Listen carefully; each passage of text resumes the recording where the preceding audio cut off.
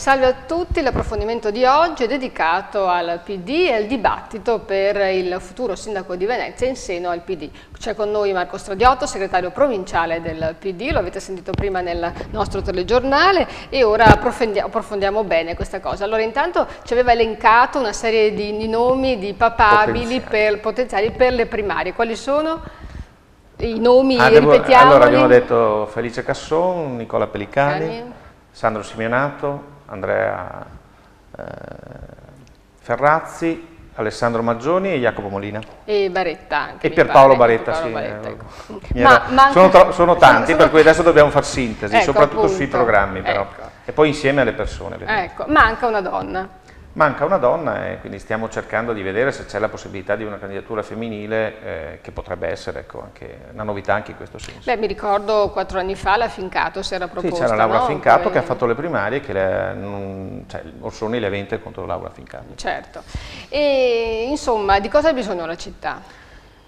La città ha bisogno di un cambiamento perché intanto deve riscoprire, lo sa già Venezia, i veneziani lo sanno già, ma Venezia è più importante della regione.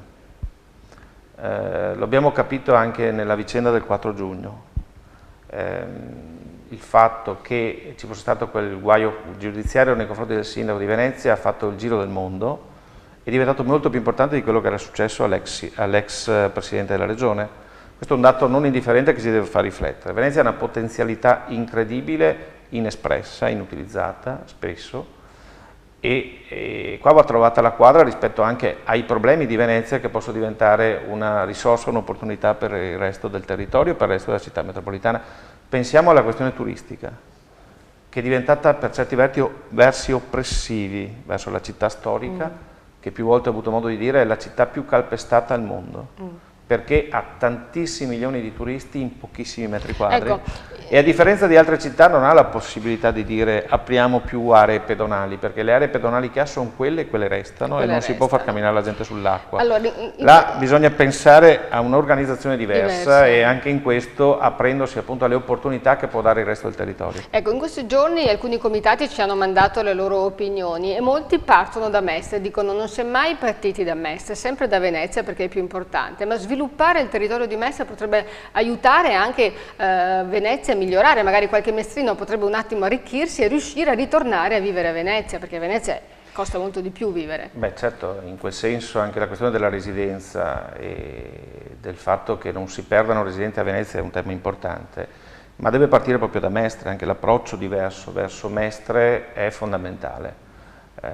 Ho avuto modo di dirlo in più occasioni che al di là poi di chi sia il candidato, se residente a Marghera, a Mestre o a Venezia, però deve avere un approccio diverso anche verso quella che viene chiamata la terraferma, cioè deve esserci assolutamente un approccio diverso e questo lo si fa se effettivamente ci si rende conto di quali sono i problemi. Io ho avuto modo di dirlo in alcune occasioni, ossia che Venezia ha vissuto negli anni scorsi, e questo è dipeso anche dalla crisi economica, una situazione tra virgolette di privilegio che era determinata dalle entrate straordinarie che gli dava in modo particolare il casinò.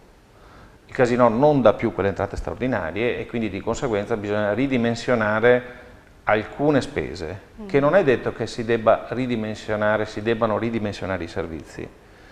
Probabilmente ci sono alcune spese che vanno ridimensionate come per capita per altri comuni simili a Venezia. Quindi ci vuole un modello Ovviamente diverso. Venezia ha una spesa speciale e particolare determinata dalla sua specialità. È chiaro che i prezzi a Venezia in quanto Venezia sono più alti rispetto al resto della terraferma e questo va riconosciuto. Ecco, però ci sono altre situazioni che vanno ovviamente messe in ordine, vanno riequilibrate. In questo io credo, al di là poi delle polemiche, che il commissario stia facendo un buon lavoro. Io spero che trovino un accordo anche con i dipendenti comunali, nel senso che si inizi a tagliare di più verso chi prende di più e non verso i livelli più bassi, ma mi pare che in questo senso il buon senso e il lavoro del buon padre di famiglia aiuti. Ecco. E qua serve un gran senso di responsabilità da parte di tutti. Ecco, mi pare di capire però che tu dici che ci vuole un modello diverso, no? Perché così com'è il welfare, per esempio, che c'è a Venezia, costa troppo, il comune, il casinò non ha i fondi per coprire, quindi ci vuole un uomo nuovo, torniamo a monte, no? Ma l'uomo nuovo o la mentalità nuova? Nel senso che a volte l'uomo nuovo, se poi deve fare le cose che ha fatto finora, cosa serve? Cioè se l'uomo nuovo è la continuazione, ma non per fare un'accusa a chi ha finito, è uscito, lo scioglimento del Consiglio, eccetera. 5 anni fa era un'altra epoca. Pensiamo alla crisi economica, i ragionamenti che si facevano 5 anni fa, eravamo all'inizio della crisi, sembrava che ormai fosse questione di mesi, si usciva dal tunnel. Oggi siamo in un'era completamente diversa. O partiamo da quel ragionamento e sappiamo che non può essere Roma che ci aiuta per tirarci fuori da questa situazione, ma Venezia ha l'oro in mano, cioè ha tutte le potenzialità per farcela. Se ci rendiamo conto di questo, io credo facciamo un buon servizio alla collettività di Venezia, di Mestre, di Marghera, di Favaro, di Trivignano, tutte le varie comunità che compongono appunto il Comune di Venezia. Grazie Marco Stradiotto per questo approfondimento, ma sicuramente parleremo ancora di questo argomento, perché insomma la campagna elettorale, se è vero che è appena cominciata, insomma è piuttosto lunga, ora ad arrivare a marzo. Grazie per essere stato con noi. Grazie a voi.